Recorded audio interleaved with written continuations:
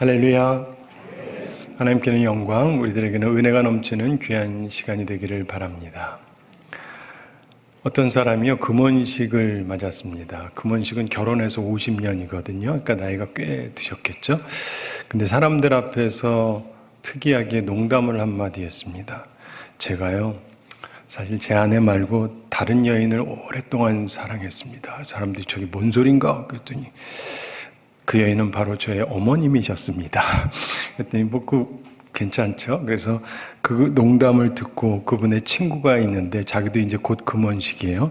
그래가지고 야, 저거 괜찮다. 나도 써먹자 하고 생각을 했습니다.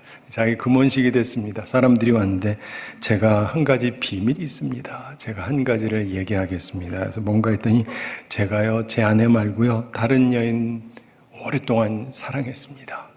또 분위기가 싸늘해지죠. 뭔가 했더니 근데 분위기가 싹 바뀌니까 이분이 갑자기 당황을 했어요. 그 다음 말이 생각이 나질 않습니다.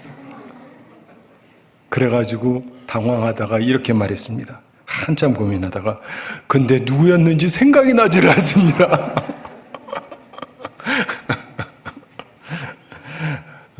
이게 작은 지식이 무서운 거예요. 제대로 몰라서 이런 실수를 한 거죠. 신학자 칼빈, 종교개혁자 칼빈, 기독교 강요에서 경건이 없는 곳에 하나님에 관한 지식이 있다고 말할 수 없다. 이런 중요한 말을 했습니다.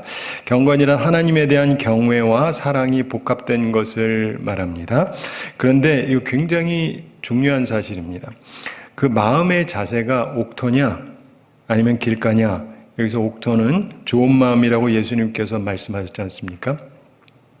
네, 좋은 마음, 경건의 마음의 자세가 없이는 하나님을 제대로 알 수가 없습니다. 그런데 마음의 자세에 문제가 있으면 하나님만 제대로 알지 못하는 게 아니라요, 자기도 제대로 알지를 못합니다. 사람은 하나님을 알지 못하면 자신을 제대로 알 수가 없습니다. 역시 칼빈이 우리가 먼저 하나님을 알아야 된다라고 얘기하면서 그 이유를 이렇게 설명을 합니다. 하나님을 알므로 명백한 증거에 의해서 우리 자신의 불의, 더러움, 어리석음, 불결함을 스스로 확신하기 전에는 우리는 항상 자신을 의롭고 바르고 현명하고 거룩하다고 생각하기 때문이다. 이러한 교만은 온 인류에게 본유적인 것이다. 이런 얘기를 했습니다. 일리가 있어요. 무슨 말이냐? 하나님을 알지 못하는 사람은요, 자기가 의롭게 산다고 생각을 해요. 그리고 세상과 남에 대한 자기 판단이 옳다. 이렇게 생각을 합니다. 자기 해결책이 지혜로운 것이라고 생각을 합니다. 자신은 남다른 사람이라고 생각한다는 말입니다. 이것을 한마디로 뭐라고 합니까? 네, 교만이에요, 교만. 사람은 하나님을 알지 못해서 교만하다. 이런 설명을 합니다. 이것, 교만은 우리 모든 사람이 갖고 있는 것입니다. 많은 신학자들이 그래서 인간의 가장 큰 죄가 바로 이 교만이다라고 많이들 말합니다. 그런데 칼빈은 그게 아니라 무지다. 이렇게 봅니다. 그 이유가 있는데 교만이 당연히 나쁜데 교만한 사람들을 살펴보면 근본적으로 무지하다는 거예요. 잘 몰라서 교만하다는 겁니다. 정말 하나님을 제대로 알면 교만할 수 없다는 것입니다. 따라서 칼빈은 안다는 걸 굉장히 중요하게 여깁니다. 그래서 특별히 우리 장로교에서는 하나님 말씀을 중시하고 하나님을 제대로 알아야 된다는 것을 강조합니다. 왜냐? 제대로 알면 겸손해지기 때문입니다. 제대로 배우고 하셔서 교만을 버리고 겸손한 사람들이 다 되시기 바랍니다. 우리는 주를 기쁘시게 하라 이런 표어를 가지고 이해를 시작하면서 우선 하나님을 알기 위해서 우리가 섬기는 하나님 이런 큰 제목 주제를 가지고 말씀을 나누었습니다. 우리가 하나님을 제대로 알아야 되는데 그래야 하나님을 기쁘시게 할 수 있기 때문입니다. 뱀을 보면서 하나님이다 이렇게 생각하는 거 어리석죠? 태양을 보고 하나님이라고 생각하는 것 역시 어리석은 것입니다. 우리는 하나님을 제대로 알아야 됩니다. 하나님에 관해서 5가지를 알고 있어야 됩니다. 첫째로 창조자 하나님, 둘째로 심판자 하나님, 셋째로 구원자 하나님, 넷째로 주관자 하나님, 그리고 오늘 함께 나눌 5째 주 하나님입니다. 이것을 제대로 아셔야 됩니다. 잘 기억이 안 나시는 분은 인터넷에서 설교를 다시 들으시든지 하셔서 이 5가지를 숙지하시기 바랍니다. 이걸 정확한 지식으로 간직하시면 신앙생활에 크게 도움이 될 것입니다. 오늘은 주 하나님에 대한 말씀을 나누겠습니다. 우리가 섬기는 하나님은 우리의 주가 되십니다. 주인이시라는 말인데 주관자랑 주는 조금 달라요. 오늘날 한국의 대통령이 나라의 주관자기는 하지만 그를 자신의 주님으로 섬기는 한국 사람은 거의 없습니다. 미국 대통령이 나라를 주관하지만 그를 자신의 주님으로 섬기는 사람도 역시 거의 없습니다. 주라고 하는 관념은 성경에 나오는 관념 중에 굉장히 중요한 관념입니다. 참고로 구약 성경을 찾아보면 주라고 하는 단어가 엄청나게 많이 나옵니다. 대체로 누구에게 사용이 될까요? 여호와 하나님께 사용이 되고 있습니다. 즉 믿음의 대상이 되시는 하나님께 사용이 됩니다. 그렇다면 신약에서도 주라는 단어가 나오느냐? 네, 역시 나오는데 굉장히 많이 나옵니다. 그러면 대체로 누구에게 사용되느냐? 여호와 하나님이 아니고 예수 그리스도에게 많이 사용이 됩니다. 즉 유대교를 믿는 사람들에게는 여호와 하나님이 주라는 관념이 있고 기독교를 믿는 사람에게는 예수님이 주라고 하는 관념이 기본적으로 있습니다. 물론 기독교는 삼위일체 하나님을 믿습니다. 따라서 구약의 하나님과 신약의 예수님을 같은 주로 섬기는 것입니다. 즉 아버지와 아들을 주로 섬깁니다. 여기에 대해서 유대교도 아니고 기독교도 아닌 사람들이 있습니다. 누구죠? 이단들입니다. 상당히 많은 이단들이 있습니다. 그런데 잘 기억하셔야 돼요. 기독교는 예수님을 하나님으로 믿는 신앙입니다. 예수님을 주로 섬기는 사람들입니다. 물론 성부, 성자, 성령 삼위일체 하나님을 우리의 주로 섬기는 것입니다. 자, 주라는 말은 상하 관계에서 나오는 말이므로 주가 있으면 종이 있다 이렇게 생각하기 쉽습니다. 하나님께서 주라고 한다면 우리는 그 주를 섬기는 자다 이렇게 흔히들 생각하죠. 그래서 우리를 종이라고 말합니다. 사람은 악한 종이 되든지 선한 종이 됩니다. 혹은 성경에 보면 남편을 주라고 부르기도 합니다. 그래서 신부를 뜻할 수도 있어요. 우리를 하나님을 섬긴다고 하지만 악한 종, 악한 신부가 있습니다. 그리고 반대로 선한 종, 선한 신부가 있습니다. 우리는 어떤 사람인지 생각해 보기를 원합니다. 그리고 우리 모두 선한 종, 선한 신부가 다 되기를 바랍니다. 우선 악한 종을 생각해 보겠습니다. 구약의 본문 에스겔에서 그 모습을 찾을 수 있습니다. 구약 본문 에스겔서 8장 8절부터 12절 함께 살펴보겠습니다. 8절에서 말씀합니다. 그가 내게 이르시되 인자야 너는 이 담을 헐라 하시기로 내가 그 담을 허니 한 문이 있더라. 지금 에스겔에게 하시는 말씀입니다. 9절에서 또 내게 이르시되 들어가서 그들이 거기에서 행하는 가증하고 악한 일을 보라 하시기로. 자, 주의 영 성령께서 하시는 말씀이에요. 가증하고 악한 일을 보라. 자, 10절 말씀 함께 읽어보겠습니다. 내가 들어가 보니 각양 곤충과 가증한 짐승과 이스라엘 족속의 모든 우상을 그 사방 벽에 그렸고. 이상한 일입니다. 가증한 짐승이라든가 우상들이 사방 벽에 그려져 있습니다. 굉장히 이상하고 안 좋은 곳이에요. 그런데 그 안에 누가 있어요. 이게 더 이상합니다. 11절 함께 읽어보겠습니다. 이스라엘 족속의 장로 중 70명이 그 앞에 섰으며 사반의 아들 야사냐도 그 가운데에 섰고 각기 손에 향로를 들었는데 향연이 구름같이 오르더라. 자, 이스라엘 족속 장로 70명이 있습니다. 굉장히 이상한 건데 모세 때 처음 70 장로를 세우던 일이 있습니다.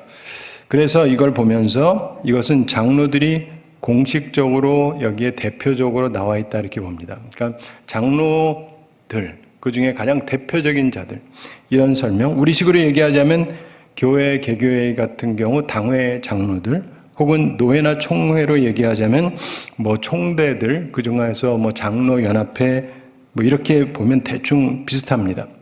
즉 중요하고 믿음으로 살아야 되는 사람들, 대표성을 가진 사람들입니다. 근데 그들이 어디 앞에 있다고요? 우상 앞에 있습니다. 가증한 일입니다. 그런데 이들이 우상이 그려진 곳에서 또 향로까지 들고 있습니다. 향로를 들었다는 말은 무슨 말이냐? 참고로 이것은 제사장이 하나님께 드리는 것으로 장로는 하면 안 되는 것입니다. 즉 장로들이 제사장의 고유 권한을 침범한 것입니다. 더 큰 죄는 여호와 하나님께가 아니라 우상에게 향을 드리고 있다는 것입니다. 12절 함께 읽어보겠습니다. 또 내게 이르시되 인자야 이스라엘 족속의 장로들이 각각 그 우상에 방한 어두운 가운데에서 행하는 것을 내가 보았느냐. 그들이 이르기를 여호와께서 우리를 보지 아니하시며 여호와께서 이 땅을 버리셨다 하느니라. 주님의 영 성령께서 지금 에스겔에게 설명하시는 말씀입니다. 유다 장로들이 있는데 대표적인 사람들이 있는데 그들에게 악한 종의 모습이 악한 배우자의 모습이 나타나고 있습니다. 자, 악한 종에게 세 가지 특성이 나타나는데 우리는 그러지 않도록 조심해야 됩니다. 그 첫째가 뭐냐면은 잘못된 지성입니다. 잘못된 지성. 악한 종들은 잘못된 지성을 가지고 있습니다. 잘못된 지식을 가지고 있습니다. 본문 에스겔 8장 12절 다시 한번 함께 읽어보겠습니다. 또 내게 이르시되 인자야 이스라엘 족속의 장로들이 각각 그 우상에 방한 어두운 가운데서 행하는 것을 내가 보았느냐. 그들이 이르기를 여호와께서 우리를 보지 아니하시며 여호와께서 이 땅을 버리셨다 하느니라. 12절 후반에서 그들이 이르기를 여호와께서 우리를 보지 아니하시며 이 땅을 버리셨다. 이렇게 얘기합니다. 이들은 마귀의 말에 귀를 기울이는 것입니다. 그래서 잘못된 지식을 가지고 있습니다. 하나님께서 우리를 보지 아니하신다. 이 땅을 버리셨다. 이렇게 잘못된 생각을 가지고 있습니다. 사람을 미혹하는 마귀는 항상 지식을 잘못된 길로 이끕니다. 지식이 잘못되면 그 다음은 모든 것이 엉망이 되기 때문입니다. 잘못된 지식 주의하셔야 됩니다. 성경에 처음 나오는 마귀의 말을 주의 깊게 생각해보면 알 수 있죠. 뱀의 첫 말이 뭔지 기억하십니까? 하나님이 참으로 너희더러 동산 모든 나무의 실과를 먹지 말라 하시더냐. 말도 안 되는 얘기죠. 근데 하나님 말씀에 관한 질문인데 여기서 여자의 답변에서 허점을 발견합니다. 여러분의 성경 지식에서 허점을 발견하는 순간 마귀는 여러분을 치고 들어가는 거예요. 지식이 제대로 안 돼 있으니까. 그래서 너희가 결코 죽지 아니하리라. 딱 이렇게 얘기합니다. 무슨 말입니까? 심판 없다. 안전보장. 심판 부분을 싹 빼버립니다. 지금도 이거 대표적으로 하는 데가 여호와의 증인이에요. 이것은 흔히 이단들이 쓰는 수법들입니다. 자신들에게는 안전이 있다. 하나님은 사랑이시기만 하다라고 얘기를 해요. 별일 없다. 근데 그러면서 뭐라 그럽니까? 너희가 그것을 먹는 날에는 눈이 밝아 하나님같이 되어 선악을 알 줄을 하나님이 아심이니라. 듣기 좋은 얘기죠. 내가 하나님처럼 된다니까. 복음처럼 들립니다. 문제는 이게 거짓 복음이라는 거죠. 사기예요, 사기. 그래서 우리가 항상 주의해야 되는 것은 마지막 때에 악한 영들이 빛의 천사로 가장해서 다가오는 것입니다. 들으면 좋아요. 근데 문제는 사기죠. 우리나라에 사기꾼들 많은 거 아시죠? 내가 당신 사기쳐가지고 돈 다 뺏어 먹을게 이러는 사람이 있어요? 원금 보장, 그리고 몇 배로 남겨준다. 너무 좋아요. 문제는 이게 사기라는 데 문제가 있죠. 잘못된 지성은 자신과 하나님을 혼동합니다. 자기가 하나님이 되려고 그래요. 자기에게 해결책이 있다는 잘못된 지성으로 행합니다. 우리는 항상 잘못된 지성을 주의해야 합니다. 한국 교회에도 잘못된 지식이 많습니다. 참고로 11절에서 이스라엘 족속의 장로 중 70명이 그 앞에 섰으며 사반의 아들 야사냐도 그 가운데에 섰고 각기 손에 향로를 들었는데 향연이 구름같이 오르더라고 말씀하는데 여기서 사반의 아들 야사냐도 그 가운데 섰다 이렇게 말하는데 그가 누구냐? 우리 잘 모르죠. 근데 여러 견해가 있습니다만은 성서학자들의 견해 중에서 가장 유력한 것 하나만 설명하면 우선 사반 그러면은 종교개혁을 했던 요시야 왕, 훌륭한 왕의 서기관입니다. 그를 옆에서 섬기던. 그래서 그는 믿음의 사람으로 알려져 있습니다. 그런데 그의 아들이 아버지랑 다르다 이 말이에요. 야사냐가 우상 숭배하는데 앞장을 섰다는 것입니다. 이걸 볼 때 에스겔이 얼마나 충격적이고 가증하게 보겠습니까? 아버지가 훌륭하다고 아들도 훌륭한 것은 아닐 수 있다는 말씀입니다. 어느 집 없는 거지 부자가 아버지랑 아들 부자, 잘 산다는 부자가 아니고요. 근데 거지 부자가 저녁에 통 속에서 막 잠을 자려고 하는데 소방차가 사이렌이 울리면서 요란하게 지나갑니다. 그랬더니 아버지 거지가 아들한테 이런 말을 하더랍니다. 녀석아, 봐라. 넌 아버지 잘 둬서 집에 불날 걱정 안 하니까 얼마나 좋으냐. 참 말이 됩니까? 웃자는 말입니다만 잘못된 지성 조심해야 됩니다. 악한 종에게 나타나는 두 번째 특성이 있습니다. 그것은 잘못된 감성입니다. 본문 에스겔 8장 10절 말씀 다시 한번 함께 읽어보겠습니다. 내가 들어가 보니 각양 곤충과 가증한 짐승과 이스라엘 족속의 모든 우상을 그 사방 벽에 그렸고 이스라엘 장로들이 몰래 가증하고 악한 우상과 교제하고 있습니다.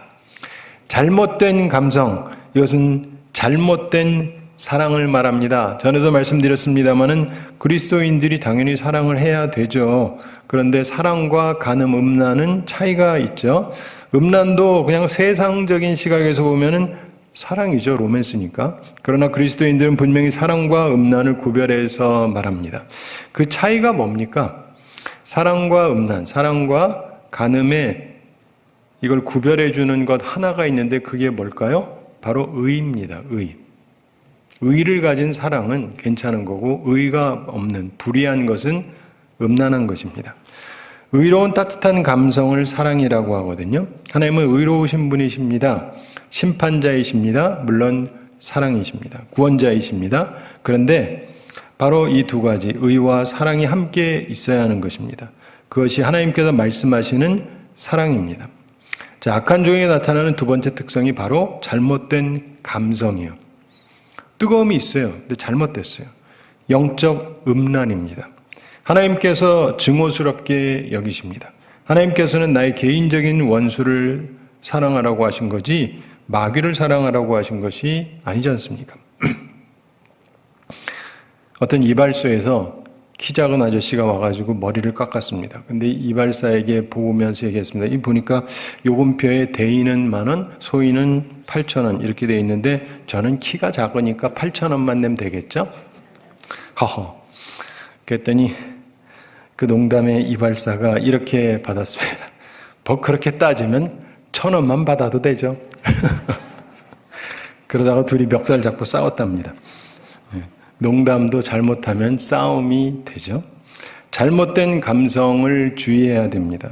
특별히 이단이나 이단 성향 있는 자에게 잘못된 감성, 사랑과 열정을 느끼시면 안 돼요. 그거 가지면 안 됩니다.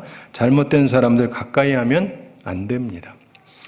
악한 종에게 나타나는 세 번째 특성이 있습니다. 그것은 잘못된 영성입니다.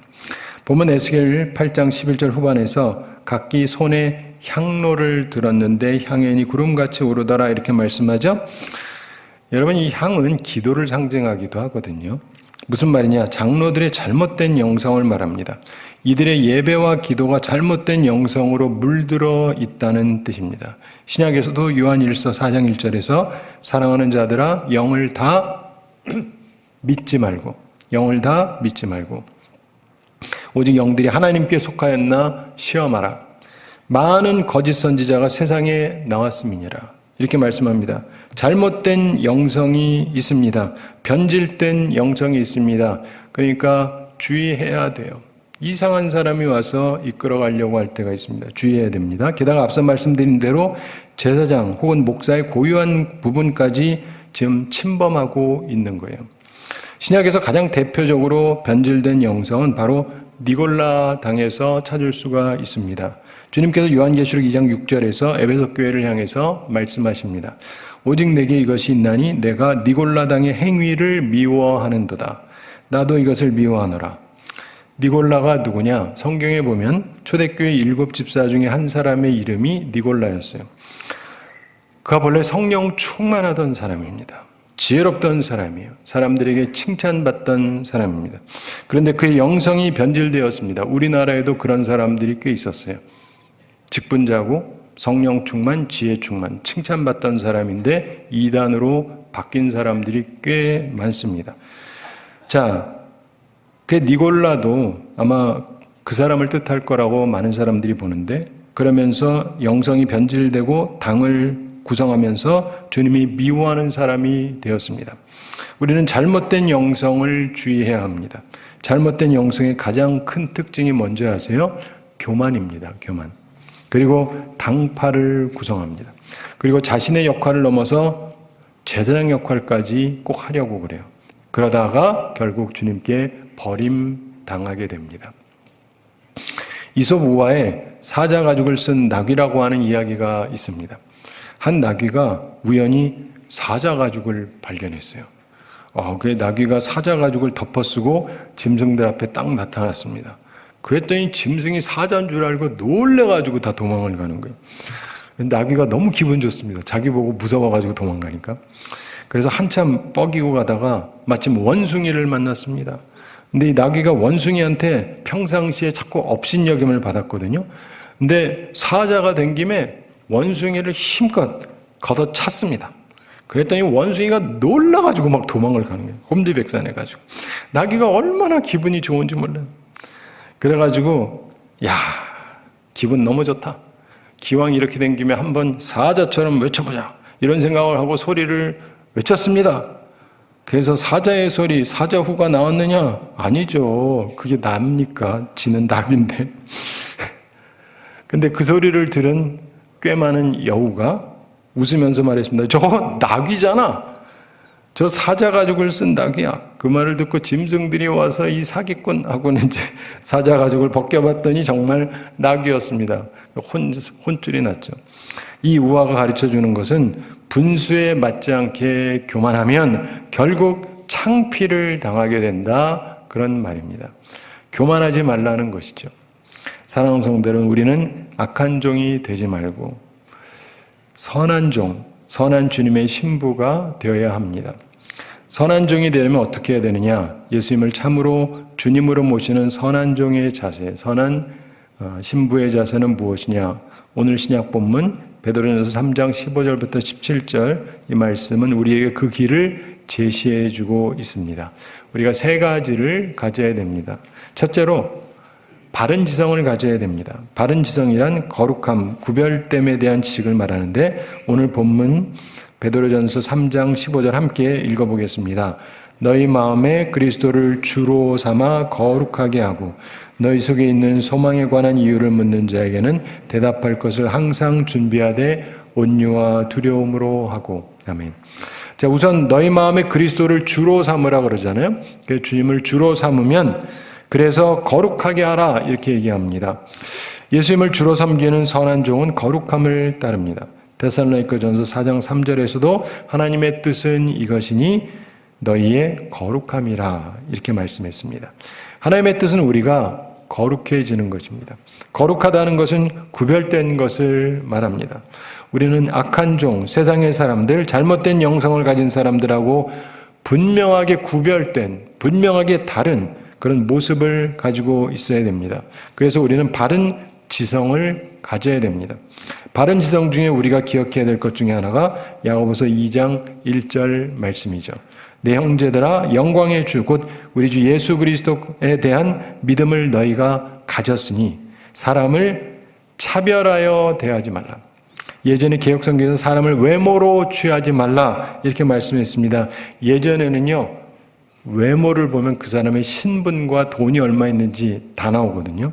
표면적인 것으로 사람을 판단하지 말라는 것입니다. 어떤 사람이 표면적으로 부유한 사람이라고 해서 그 사람은 우대하고 표면적으로 가난한 사람이라고 무시하고 그러면 안 된다는 이야기입니다. 이렇게 생각해야 거룩한 사람이고 바른 지성의 사람입니다. 우리는 주님을 바르게 섬기기 위해서 바른 지성을 가지고 살아야 됩니다. 세상 사람들과는 그 행동 양식이 달라야 됩니다.